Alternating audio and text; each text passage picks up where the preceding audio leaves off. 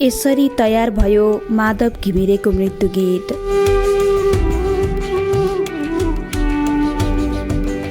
दुई वर्ष अघि राष्ट्रकवि माधव प्रसाद घिमिरे गम्भीर बिरामी भएर अस्पतालको आइसियुमा उपचाररत थिए। उनको स्वास्थ्य अवस्थालाई लिएर बाहिर विभिन्न आशंका र अड्कलबाजी सुरु भइसकेको थियो। त्यही बेला घिमिरे परिवारका एक सदस्य अशेष शर्मा र मन्दिरा ढुङ्गेल म्युजिक कम्पोजर आशिष अविरललाई भेट्न पुगे। भित्रबाट ढोकामा चुक्कु लगाएर कुराकानी भयो। एकदमै गोप्य विषय भन्दै अशेषले आशिषलाई एउटा प्रस्ताव गरे। राष्ट्रकवि माधव प्रसाद घिमिरेले 60 वर्ष अघि लेख्नु भएको एउटा गीत छ। यसलाई तपाईले संगीत भरेर गोप्य रूपमा रेकर्ड गराउनु पर्यो। उनले यति भन्दा अविरल उत्साहित बने। तर गोप्य किन? आशिषले प्रश्न पारे। उहाँले यो गीत आफूलाई नसुनाउन र आफ्नो निधनपछि मात्रै सार्वजनिक गर्न भन्नुभएको छ। आफ्नो शव यात्रामा यो गीत बजाउने राष्ट्रकविको चाहना रहेको आशिषले सुनाए। यसले आशिषलाई अलिकति विचलित तुल्यायो। एकातर्फ यो उनको लागि अवसर थियो राष्ट्रकविका शब्दलाई संगीतमा उन्ने, अर्कोतर्फ सकस थियो जीवित छँदै उहाँको मृत्यु गीत बनाउनु पर्ने। उनलाई निर्णय लिन गाह्रो भयो। उनी भन्छन्, मलाई दुई प्रकारको दबाव अनुभव भएको थियो। पहिले त राष्ट्रकविले लेखेका शब्दहरूमा संगीत भर्नु आफैमा चुनौती थियो। दोस्रो, उहाँको शवयात्रामा बजाउने गीत भनेपछि अझै ठुलो सकस थपियो। तर मन्दिराले उनलाई कन्भिन्स गरिन्। मृत्यु सबैका लागि शाश्वत चिज हो। यो गीत कविवरको होइन, आफ्नै मृत्युपछि बज्नेछ भन्ने सोचेर बनाउनुस्, उनले भनिन्। यो तर्कले अविरललाई छोयो। उनी तयार भए। राष्ट्रकविसँग उनको कहिल्यै प्रत्यक्ष भेट भएको थिएन।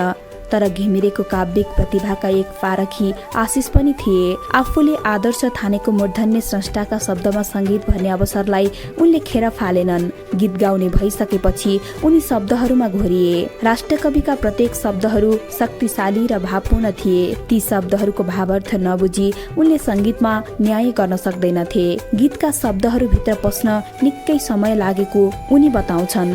गीतमा सहज मृत्युवरणको कामना गरिएको थियो। आफ्नो प्राण जाने छेडको कल्पनालाई संगीतमा ढाल्नु सहज कुरा थिएन। त्यसैले करिब 1 महिनासम्म उनी यही गीतको सेरोफेरोमा रुमल्लिए। घिमिरेकी जेठी छोरी शान्ति अधिकारीले संगीतको एउटा परिकल्पना बनाएकी थिइन्। त्यही परिकल्पनामा बाँधिएर अविरलले संगीत सिर्जना गर्न थाले। संगीत तयार भएपछि कुरा आयो गायकको। कसलाई गाउन दिने? उनको दिमागमा नाम आयो कर्णदास। कारुणिक एवं मुटु छुने गीतहरूमा कर्णदासको स्वर बल्छ भन्ने अविरललाई थाहा थियो। उनले गाएका जिन्दगीको के भरोसा, बिस्तारै छायो आँखामा अँध्यारो, ठुला ठुला महल होइन जस्ता गीतहरू अविरलले सम्झिए। अनि निष्कर्षमा पुगे यो गीतलाई कर्णदासकै स्वरले न्याय गर्न सक्छ। मन्दिराले पनि सहमति जनाइन्। अमेरिकाको लामो बसाइपछि फर्केका कर्णदास पोखरामा थिए। उनलाई फोन गरेर बोलाइयो। ढोका थुनेर कुराकानी भयो। कर्णदास गीत गाउन निकै उत्साही देखिए। अविरलकै रागा रेकर्ड्स स्टुडियोमा गीतको रेकर्डिङ गरियो। उक्त गीत रेकर्ड गर्दा पनि निकै गोपनीयता र सावधानी अपनाइएको मन्दिरा बताउँछिन्। गीतमा बाजा बजाउनेहरूलाई पनि थाहा दिएको थिएन कि यो कस्तो प्रकारको गीत हो भनेर। उनले भनिन्, मन्दिराका अनुसार घिमिरेकी छोरी शान्ति, अशेष, अविरल, मन्दिरा र कर्णदास गरी 5 जना भित्र सबै कुरा सीमित थियो। रेकर्डिङ पछि गीतलाई शान्ति अधिकारीको जिम्मा लगाइयो। अविरललाई ठूलो बोझ बिसाएको जस्तो महसुस भयो। अरू गीतहरू रेकर्ड गराउँदा त्यसलाई छिटो भन्दा छिटो दर्शक श्रोता माझ ल्याउने हुटहुटी स्रष्टालाई हुन्छ। तर यो गीतमा उल्टो थियो। यो गीत बाहिर ल्याउने दिन चाँडै नआओस् भन्ने थियो उनीहरूलाई।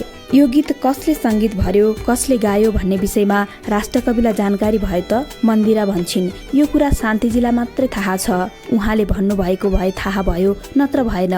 गीत रेकर्ड गराइसकेपछि अविरल राष्ट्रकविसित भेट्न निकै उत्सुक बनेका थिए। तर त्यो अवसर कहिले जुरेन।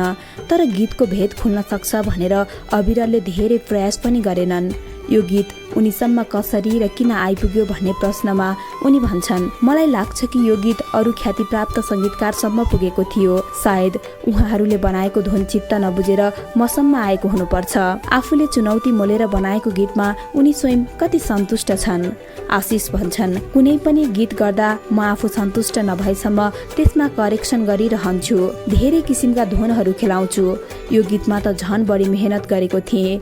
अन्तिम नतिजाबाट पूर्ण सन्तुष्ट पनि भए। हिजो राष्ट्रकविको मृत्युको खबर सुनिसकेपछि अविरल सुरुमा भावुक भए। एकछिनपछि उनले सम्झिए 2 वर्ष अघि रेकर्ड गरिएको गीत। अब यो गीत बाहिर आउने कुराले फेरि उनलाई एक प्रकारको दबाव महसुस भयो। गीतको प्रतिक्रिया कस्तो आउने हो भन्नेमा उनी चिन्तित थिए, तर अहिले उनी निश्चिन्त छन्। सबैले गीतको तारिफ गरेका छन्। उनलाई फोनहरू आइरहेको छ। यो गीतलाई आफ्नो सङ्गीत करियरकै उत्कर्षको रूपमा लिएका छन् अविरलले। सयौं गीतहरू कम्पोज गरिसकेका उनका लागि यो सबैभन्दा फरक र अविस्मरणीय अनुभव भयो। सायद यस्तो खालको गीत सायदै फेरि गाउन पाइएला। उनले अन्त्यमा भने, मेरो मृत्युपछि पनि सम्भवतः शव यात्रामा यही गीत गुन्जनेछ। यस्तो छ माधव घिमिरेको मृत्यु गीत। त्यसरी होस् मरण जसरी सुत्छन् तारमा, गीतका चारु चरण, हिमाल चुली देशमा दिनको शान्त भेषमा, जसरी गर्छन् विश्राम सूर्यका स्वर्ण किरण, त्यसरी होस् मरण। सुन्दर सृष्टि निहारी सुखैले चिम्लु नयन, बिहानी पख रातको कुसुम पारिजातको, जसरी जान्छ झरेर बुहीमा बिहानी पवन, त्यसरी होस् मरण। मुटुमा चोट नपरी टुटेर जाओस् बन्धन, बादलको सेतो रासमा दुईवटा मूर्ति पासमा, जसले शिर नुहाई आफैमा हुन्छन् अर्पण, त्यसरी होस् मरण।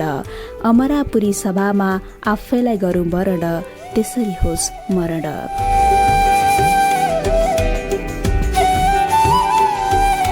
चिरञ्जीवी पौडेलले लेख्नु भएको यो सामग्री हामीले onlinekhabar.com बाट साभार गरेका हौं।